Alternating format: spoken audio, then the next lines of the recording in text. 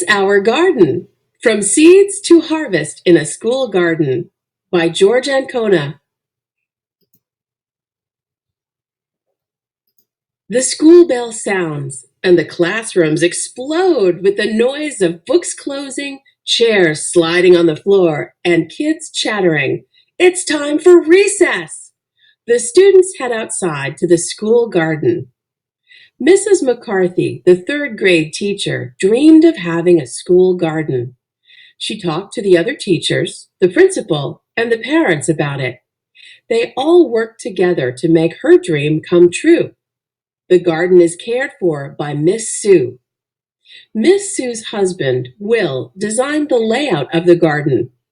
College students Paul, Danielle, Autumn, and Allie volunteered to guide the children in the garden projects. Layout. A layout is a drawing or plan that shows where things are or will be. Students enter the garden through an arbor. It's spring and there are lots of chores to be done.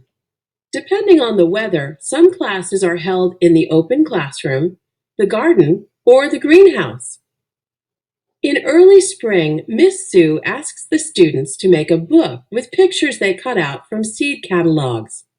These are the flowers, fruits, and vegetables that the students would like to grow. Later, she and the students will decide where to plant them. Arbor. An arbor is a shady passageway made of vines or branches. Every day, one student is asked to take a bucket of food scraps from lunches and snacks and dump it into the compost pile. The compost is made up of soil, dead plants, and food scraps. Inside the pile, red wriggler worms are busy eating and turning these ingredients into castings. Compost is mixed into the garden beds to provide food for seedlings. Springtime is planting time. These are a few of the seeds that will be planted in the garden. When it's still cold outside, some seeds are planted in the greenhouse. There, students fill small plastic pots with rich soil and plant a seed in each. The pots are left in the greenhouse. The sun warms them. Soon, tiny seedlings begin to pop out of the soil. When they are bigger and the weather is warmer, the plants will be transplanted into the garden beds outside. Flowers, vegetables, and fruits are planted in the beds of rich composted earth.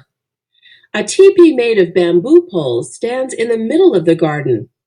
Some students plant pole bean seeds at the base of each pole. The plants will grow up the teepee and sprout their pods. Transplanted. If you transplanted something, you took it from the place it was growing and planted it in a new place. Meanwhile, in the morning shade of the school, Paul hands out seeds to plant in a waffle bed. The bed's low walls of adobe bricks help keep water in. Another group of students plant squash seedlings. Danielle helps a student transplant a tomato seedling. Once the seeds and seedlings are in the ground, the beds are watered and covered with a mulch of straw. This helps to keep the soil from drying out. A lot of water is needed to keep the garden healthy. When it rains, water flows off the roof, down a drain pipe, and into an underground tank called a cistern. Mulch. If you put mulch in your garden, you put straw or wood chips around your plants to help protect them. A solar panel on the roof of the outdoor classroom creates electricity to run the pump that draws water from the cistern. One of the students' favorite jobs is watering the garden. Miss Sue fills the colorful watering cans for them. The tomato plants are surrounded by plastic tubes filled with water. During the day, the sun warms the water in the tubes. At night, the tubes provide the warmth that tomato roots need to grow. When there is no rainwater in the cistern, a hose attached to an outdoor faucet is used to keep the soil moist and plants healthy.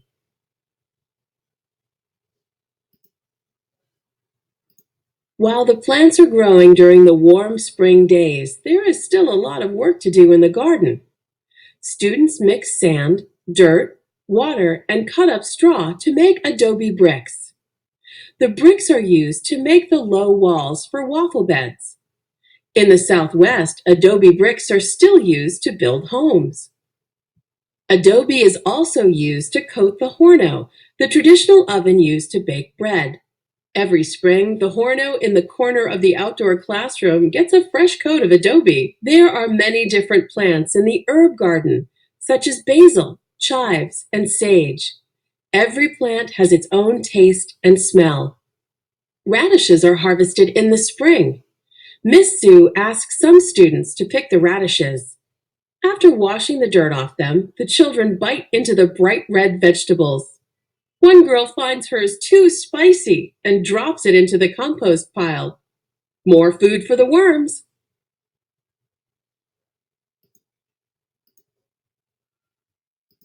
On special afternoons and weekends, the garden becomes a place where the school community gathers. Students come back with their family and friends. They compost, seed, plant, transplant, weed, water, and dig. By now, the flowers are blooming and the beds are green. The garden is flourishing with so much care. Garden chores continue into summer. School is closed, but the garden is a beehive of activity. It provides the setting for music and gatherings of children, grown-ups, friends, and families. The music fills the garden with joy. Blooming. When trees or plants are blooming, their flowers are out and open. By August, many of the fruits and vegetables are ripe. Cooking and eating becomes an ongoing activity in the garden. A father helps the children make pizzas on one community day. First, they mix and punch the dough.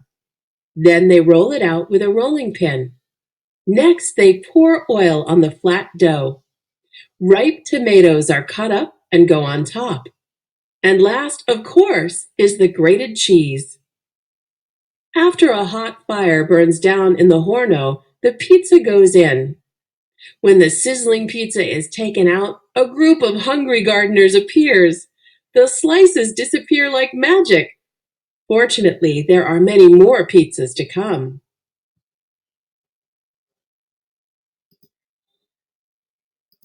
Summer is over, and another school year begins. The leaves on the trees are turning color, and many of the garden's fruits and vegetables are ready to be picked. Students take turns disappearing into the teepee to pick pole beans from the vines. One of the garden beds was planted in a traditional Native American way. It's called a Three Sisters garden. Corn is planted together with pinto beans and squash. The bean vines grow up the corn stalks. The corn and squash leaves shade the soil to keep it moist.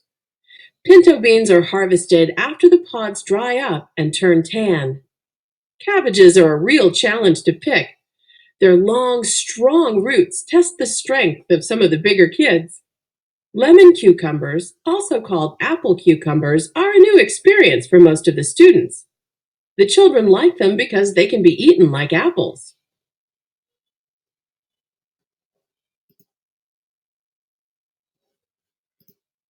In the Three Sisters garden, the strawberry corn is ready for harvesting.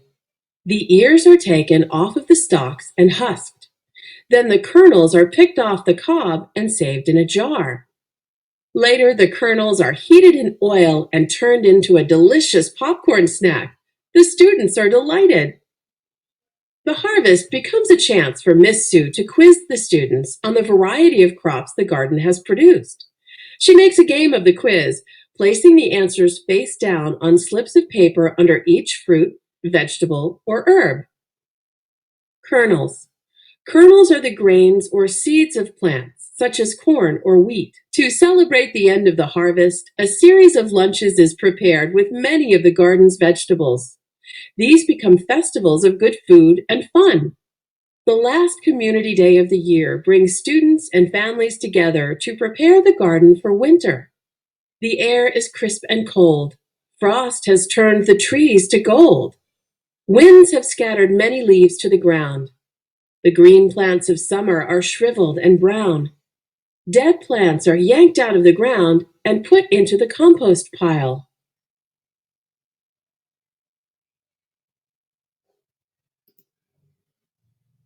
Compost is strained and mixed into the soil. The strawberry plants and beds are mulched with straw, and all is ready to be covered with a blanket of snow. Sleep tight, garden. Until next year.